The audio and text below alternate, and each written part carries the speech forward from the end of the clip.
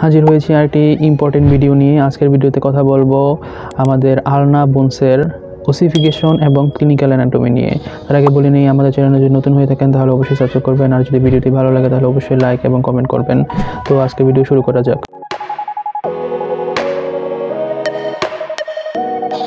ওসিফিকেশনের মধ্যে প্রথমে আসে shaped and most of the upper int ossify from a primary centre. আমাদের যে শেপড আর আপার ইন্ডের যে মোস্ট অফ পার্ট রয়েছে আলনার, সেই জিনিসটা ওসিফাই হচ্ছে আমাদের প্রাইমারি সেন্টার থেকে ডিউরিং 8 উইক অফ ডেভেলপমেন্ট। তো আমরা আগের ভিডিওতে যখন রেডিয়াসের ওসিফিকেশন বলছিলাম তখন আমরা বলেছিলাম যে রেডিয়াসের যে শেপড থাকে, ঠিক আছে, যে কোনো কিছুরই, এখানে রেডিয়াসের কথা না, এখানে রেডিয়াস বা আলনা কিছু না, এখানে আমি যখন আলনার বোনস পড়াচ্ছি যে আলনার হবে যে কোনো কিছুর শেপড, এই যে শেপটা আছে এখানে, এই যে শেপটা আছে, যে দেহটা আছে, এই শেপড যে অংশটুকু আছে, এটা তো আপার ইন্ড আর এটা তো লোয়ার ইন্ড। শেপ সবসময় আমাদের ওসিফিকেশন হবে হলো প্রাইমারি সেন্টার থেকে, আর প্রাইমারি সেন্টারটা থাকে হলো শেপটে। তো প্রাইমারি সেন্টারগুলো থাকে হলো মেনলি ডায়াফাইসিস, এই ডায়াফাইসিস থেকেই মেনলি ওসিফিকেশন হচ্ছে আমাদের শেপ। এদিকে হলো আমাদের থাকে ডায়াফাইসিস, এই জায়গাটুকু, এইখান থেকে আমাদের ওসিফিকেশন হচ্ছে শেপটা। তো সব কিছু বোনসেরই দেখা গেছে ডায়াফাইসিস থেকেই শেপটা হয়, ওসিফিকেশন হয়, আর ডায়াফাইসিস থাকে আমাদের প্রাইমারি সেন্টার। আর ডায়াফাইসিস সবসময় দেখা গেছে আমাদের মায়ের পেটে আমরা যখন থাকি তখনই যেই উইকগুলো থাকে, যে কয়েক মাস থাকি, সেখন মায়ের পেটে থাকা অবস্থায় সেগুলো আমাদের হয়ে যায়, ডেভেলপমেন্ট হয়ে যায়। আর তারপর সেকেন্ডলি হলো সেকেন্ডারি সেন্টারগুলো থাকে হলো নর্মালি আপার ইন্ডে আর লোয়ার ইন্ডে, এগুলো জন্ম হওয়ার পরে তখন গিয়ে হয় ওসিফিকেশন হয়। তো ওই সেকেন্ডারি সেন্টার বা আমরা যদি বলি এপিফাইসিস বা মেটাফাইসিস, ঠিক আছে, এদিকে থাকে হলো আমাদের এপিফাইসিস প্রথমে, তারপর মেটাফাইসিস, এদিকে নিচের দিকে মেটাফাইসিস, এপিফাইসিস। তো এই জায়গাগুলো হলো সেকেন্ডারি সেন্টার, এই জায়গাগুলো আমাদের জন্মের পরে ওসিফিকেশন হয়। তো এগুলো জানার উপকারিতা হলো, আর যখন আমরা এক্সরে দেখবো, এক্সরেতে আমরা এগুলো দেখবো একটু ফাঁকা ফাঁকা রয়েছে, কখনো যখন বাচ্চাদের এক্সরে করবো তখন দেখবো ফাঁকা ফাঁকা রয়েছে। একটা নির্দিষ্ট বয়স আসলে যে ওসিফিকেশন বলা থাকে যে কখন ফিউজ হবে, যেই বয়সে ফিউজ হবে ঠিক ওই বয়সের পরে যদি আমরা এক্সরে করি তখন সেই ফাঁকা ফাঁকা অংশগুলো থাকে না। এই কারণেই আমাদের ওসিফিকেশনগুলো জানতে হয়, যাতে আমরা বাচ্চার এক্সরে দেখে মনে না করি যে এগুলো কোনো ফ্র্যাকচার। তো তারপর আসি হলো কি বলতেছে Olecranon process, superior part of Olecranon process. তো Olecranon প্রসেসটা যেহেতু আপার ইন্ডে রয়েছে, আর আপার ইন্ড সবসময় সেকেন্ডারি সেন্টার থেকেই হয়, ওসিফাই হয়। তো এখানে দেখেন, এখানেও ঠিক সেকেন্ডারি সেন্টারের কথাই বলা হয়েছে, সেকেন্ডারি সেন্টারতে ওসিফিকেশন হয়। তো সেকেন্ডারি সেন্টার হলো থাকে হলো নর্মালি এপিফাইসিস, মেটাফাইসিসে। তো এই জায়গাগুলো থেকে আমাদের Olecranon প্রসেসটা ওসিফিকেশন হচ্ছে। আর দেখেন সেকেন্ডারি সেন্টার সবসময় জন্ম হওয়ার পরেই হয়, ফিউজ হয়, যে 10th ইয়ারে বলা হয়েছে, হুইচ অ্যাপিয়ার্স ডিউরিং 10th ইয়ার। 10 বছর বয়সে সেটা অ্যাপিয়ার হয়। It forms a scale like epiphysis which joins the rest of the bone at 16 ইয়ার।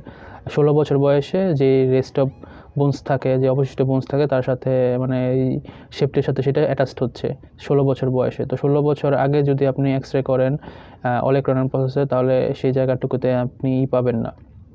দেখবেন এক্সরেতে দেখবেন ফাঁকা ফাঁকা রয়েছে, একটু মনে হবে যে ফ্র্যাকচার হয়েছে, কিন্তু আসলে সেটা ফ্র্যাকচার না। তারপর লোয়ার ইন্ড, যথারীতি লোয়ার ইন্ডও সেকেন্ডারি সেন্টার থেকে ওসিফিকেশন হবে, এখানে বলা হয়েছে লোয়ার ইন্ড সেকেন্ডারি সেন্টার থেকে ওসিফিকেশন হচ্ছে।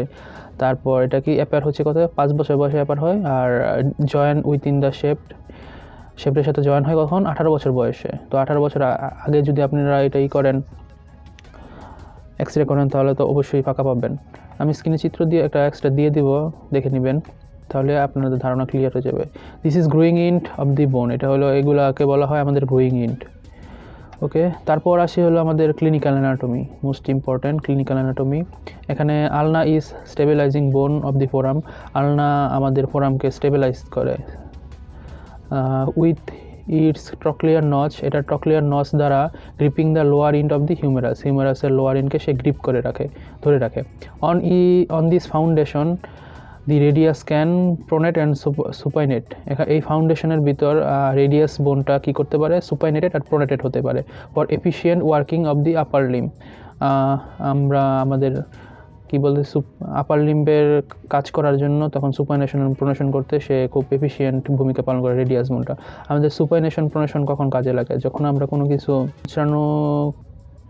মুভমেন্ট করি, সেই মুভমেন্টে আমাদের সুপাইনেশন প্রোনেশন কাজে লাগে। দেখবেন প্রোনেশন জানার উপকারিতা একটা আছে, সেটা হলো আমাদের কিছু কিছু পেশেন্ট পাওয়া যায় ফ্রোজেন শোল্ডার, তারা দেখছে বিভিন্ন ধরনের জিনিসপত্র এভাবে করতে পারে না, মোচড় দিতে পারে না। তো দেখা যাচ্ছে কাপড় টাপড় ভিজানোর পর মোচড় দিতে হয়, সেই মোচড় দেওয়ার মুভমেন্টগুলো তারা করতে পারে না, চিরুনি দিয়ে আশ্রয় দিতে পারে না, কারণ এই সুপাইনেশন প্রোনেশন মুভমেন্টগুলো হয়। তো ফ্রোজেন শোল্ডার তো মেনলি হয় শোল্ডারে, কিন্তু দেখা গেছে এই মুভমেন্ট করতেছে, তো সব হোল্ড জয়েন্টগুলাই আর কি, সব জয়েন্টই তখন ইনভলভ হয়ে যায়, যার কারণে তখন এখানেও সে ব্যথা পায়, বিভিন্ন ধরনের মোচড়ানো ধরনের মুভমেন্টগুলো সে করতে পারে না। তাছাড়া অন্যান্য বিভিন্ন কারণও সুপাইনেশন প্রোনেশনই হতে পারে, এলবো জয়েন্টের বিভিন্ন ডিসফাংশনও সুপাইনেশন প্রোনেশনই হতে পারে। তো তারপর শেপড অফ দি আলনা মে বি ফ্র্যাকচার, এখানে আলনার শেপটা ফ্র্যাকচার হতে পারে ইদার অ্যালন একাকি or along with the radius, অথবা রেডিয়াস বা আলনা একসাথে ফ্র্যাকচার হতে পারে, বা শুধু একাকি আলনা ফ্র্যাকচার হতে পারে। Cross union between the radius and ulna must be prevented to preserve pronation and supination of hand. Cross union হলো আমাদের একটা হলো কমপ্লিকেশন, ফ্র্যাকচারের পরে আমাদের যেখানে বোনটা ফ্র্যাকচার হয়েছে সেখানে দেখা গেছে বড় সোজাসুজি না লেগে বোনসটা একটা ক্রসভাবে সে করে লেগে যায়।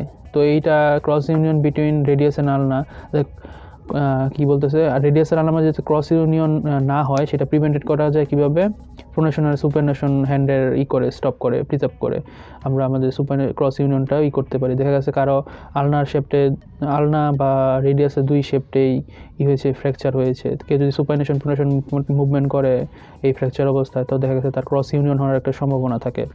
তো আমরা এই ক্রস ইউনিয়ন প্রিভেন্ট করতে পারি হলো আমাদের সুপাইনেশন প্রোনেশন মুভমেন্ট স্টপ করার মাধ্যমে, তো দেখা ক্রস ইউনিয়ন তখন হবে না। তারপর লাস্টে হলো ডিসলোকেশন অফ এলবো, এখানে এলবোর ডিসলোকেশন হয়। Dislocation of elbow is produced by a fall on the outstretched hand with the elbow slightly flexed, elbow জয়েন্টটা স্লাইটলি ফ্লেক্সড অবস্থায় পড়ে যায় হাতটা, তখন দেখা যাচ্ছে এলবো জয়েন্টটা ডিসলোকেশন হয়ে যায়। আমি ডিসলোকেশন একটা এক্সরে দিয়ে দিব, স্ক্রিনে দেখে নেবেন। দি ওলেক্রানন শিফটস পোস্টেরিয়রলি, ওলেক্রাননটা কি হয়, ওলেক্রাননটা পোস্টেরিয়রলি শিফট হয়ে যায়, আর elbow is flexed in the slightly flexion. তো এইগুলো ডিসলোকেশন হয়ে গেলে জাস্ট আপনারা যদি ভালো করে অ্যানাটমি জেনে থাকেন, তো আপনারা ডিসলোকেশন কারেকশন করতে পারবেন, তার জন্য কোনো সার্জারির প্রয়োজন হয় না বা ব্লাস্টারের প্রয়োজন হয় না, জাস্ট একটু পজিশন ওয়াইজ ঠিকমতো বসাই দিলে হয়ে যায়। সেগুলা তো পেশেন্ট না পারলে করা যায় না, ইউটিউবে সেই রিলেটেড অনেক ভিডিও আছে যে কীভাবে ডিসলোকেশন কারেকশন করা যায়, সেই রিলেটেড ভিডিও দেখে নেবেন। Normally in an extend elbow the tip of the olecranon, আমরা যখন আমাদের এলবো যখন আমরা এভাবে এক্সটেন্ড অবস্থায় রাখি, যে এক্সটেন্স করে রাখছি সোজা, তখন আমাদের টিপ অফ দি ওলেক্রাননের যে টিপটা আছে একদম আমাদের ওলেক্রানন প্রসেস, এই ওলেক্রাননের যে tip lies horizontal line with the two epicondyle, আমাদের যে হিউমেরাসের এপিকন্ডাইল রয়েছে সেই এপিকন্ডাইলের সাথে সে একটা হরিজন্টাল লাইনের মধ্যে থাকে। অ্যান্ড ইন ফ্লেক্সড এলবো, যখন আমরা এলবো ফ্লেক্সড করি, এভাবে এলবো ফ্লেক্সড করি, the three bony points from an equilateral triangle, একটা ইকুইল্যাটারাল ট্রায়াঙ্গেল তৈরি করে। This relation are disturb in the dislocation of elbow, এই রিলেশনটা যখন এলবো জয়েন্টের ডিসলোকেশন হয় তখন আর কি ডিস্টার্ব হয়ে যায়। এই যে দেখেন এই চিত্রটা, এটা হলো 17 নম্বর পেজে, এই দেখেন ল্যাটেরাল এপিকন্ডাইল, তারপর মিডিয়াল এপিকন্ডাইল ওলেক্রানন প্রসেস একটা ইকুইল্যাটারাল ট্রায়াঙ্গেলে রয়েছে। যখন এলবো জয়েন্টের ডিসলোকেশন হয়ে যায় তখন সেটা এই জিনিসটা তখন ডিস্টার্ব হয়। যখন এই যে এই এলবোটা এখন কিন্তু এলবো ফ্লেক্সড অবস্থায় রয়েছে, যখন এলবো ফ্লেক্সড মিডিয়াল এপিকন্ডাইল, তারপর ল্যাটেরাল এপিকন্ডাইল, তারপর ওলেক্রানন প্রসেস একটা ট্রায়াঙ্গুলার করে। আপনারা মিডিয়াল এপিকন্ডাইল তারপর ল্যাটেরাল এপিকন্ডাইল ফ্লেক্স অবস্থায় হাতের মধ্যে এলবো জয়েন্টের মধ্যে করবেন, মিডিয়াল এপিকন্ডাইলে একটা কালো মার্ক করবেন, তারপর ল্যাটেরাল এপিকন্ডাইলে একটা কালো মার্ক করবেন, তারপর ওলেক্রানন প্রসেসে একটা কালো মার্ক করবেন, তারপর যোগ করলে দেখবেন একটা ইকুইল্যাটারাল ট্রায়াঙ্গেল তৈরি হচ্ছে। তো এই জিনিসটাই যখন এলবো জয়েন্টের ডিসলোকেশন হয় তখন ল্যাটেরাল এপিকন্ডাইল তারপর মিডিয়াল এপিকন্ডাইল ওলেক্রানন প্রসেসে এটা হয়ে যায়, সরে যায়। Fracture of olecranon is common and is caused by fall on the point of the elbow. এখানে ওলেক্রাননটা যেটা রয়েছে সেটার কমনলি ফ্র্যাকচার হয়, এখানে কমন ফ্র্যাকচার হয়, is caused by a fall on the point of the elbow, এলবোর মধ্যে ডাইরেক্ট ফল হইলে সেটা তখন ফ্র্যাকচার হয়ে যায় ওলেক্রানন প্রসেসটা। Fracture of the coronoid process is uncommon, coronoid process fracture is uncommon. এখানে যে আমাদের ওলেক্রানন প্রসেসটা রয়েছে এই ওলেক্রানন প্রসেসটা ফ্র্যাকচার হতে পারে, তারপর করোনয়েড প্রসেস রয়েছে সেটা হলো ফ্র্যাকচার হয়ে যেতে, ফ্র্যাকচার আনকমন আর কি, সেটা তেমন ফ্র্যাকচার হয় না, খুবই আনকমন। তো এই ফ্র্যাকচারগুলো জানার প্রয়োজনীয়তা কি, ক্লিনিক্যাল অ্যানাটমি জানার প্রয়োজনীয়তা কি। তো আপনি যখন আপনার কাছে যখন ফ্র্যাকচারের পেশেন্ট আসবে তখন আপনাকে এক্সরে ধরে বলতে হবে যে এটা কি সার্জারি লাগবে কি লাগবে না। যখন আপনি সেকেন্ডারি ওয়ার্ড করবেন, অর্থোপেডিক ওয়ার্ড করবেন, তখন আপনাকে এইভাবে এক্সরে ধরে বুঝতে হবে যে আপনার কোন পেশেন্টার সার্জারি লাগবে আর কোন পেশেন্টার প্লাস্টার করলে চলে আসবে। তো এই ডিসিশনগুলাই আমাদের এই অ্যানাটমি জানার মাধ্যমে জানতে হবে। তারপর যখন আমরা সেকেন্ডারি ওয়ার্ড করবো সেগুলো করে করে গ্যাদার করতে হবে। যে এই এক্সরেগুলো আপনি দেখবেন ওয়ার্ডে গিয়ে যেগুলো ভর্তি রয়েছে, তো ওগুলো এমনি বুঝতে পারবেন যে এইসব পেশেন্টের এই ফ্র্যাকচার ছিল, এই কারণে এইসব ফ্র্যাকচার যদি আমার কাছে আসে তো আমি করে দিব, অর্থোপেডিক্সের কাছে রেফার করে দিব তো সার্জারির জন্য। আর যদি দেখা গেছে প্লাস্টার নিজে করতে পারেন, শিখতে পারেন, তাহলে প্লাস্টার করে দিলেও আপনি পেশেন্ট ভালো হয়ে যাবে। তবে অ্যানাটমি ফার্স্ট ইয়ারে খুব ভালো করে জানতে হবে, তারপর সেকেন্ড ইয়ারে ওয়ার্ড ভালোভাবে করতে হবে। তারপর এগুলোর মাধ্যমে আপনি সেট করতে পারবেন যে কি কোন পেশেন্টগুলোর সার্জারি লাগবে আর কোন পেশেন্টগুলোর প্লাস্টার লাগবে। তো আপনি যদি এগুলো ডিসাইড করতে পারেন তাহলে আপনি সেরা হয়ে যাবেন। তারপর করোনার প্রসেসটা ছিল uncommon. Usually accompanies dislocation of elbow. এখানে যখন এলবো জয়েন্টের ডিসলোকেশন হয় তার সাথে সাথে করোনার প্রসেসের হতে পারে। তারপর লাস্ট হলো Madelung's deformity is dorsal subluxation of the lower end of the ulna. এখানে সাবলুক্সেশন আর ডিসলোকেশন মানে একদম কমপ্লিট জয়েন্ট থেকে সরে যাবে, যে জয়েন্টটা ছিল সে অনেক দূরে সরে যাবে, আর সাবলুক্সেশন মানে হালকা একটু সরে যাবে। একটা হলো কমপ্লিট ডিসলোকেশন হলো কমপ্লিট ডিসপ্লেসমেন্ট, আর সাবলুক্সেশন হলো মাইল্ড ডিসপ্লেসমেন্ট। আচ্ছা, এখানে মেডলার ডিফর্মিটি হলো is a dorsal subluxation of the lower end of ulna. আলনার যে লোয়ার এন্ডটা রয়েছে সেখানে সাবলুক্সেশন হবে due to retard growth of the lower end of the radius. এখানে আমাদের রেডিয়াসটার যদি ঠিকমতো গ্রোথ না হয় সেই কারণে আমাদের এই ডিফর্মিটিটা ডেভেলপ করে।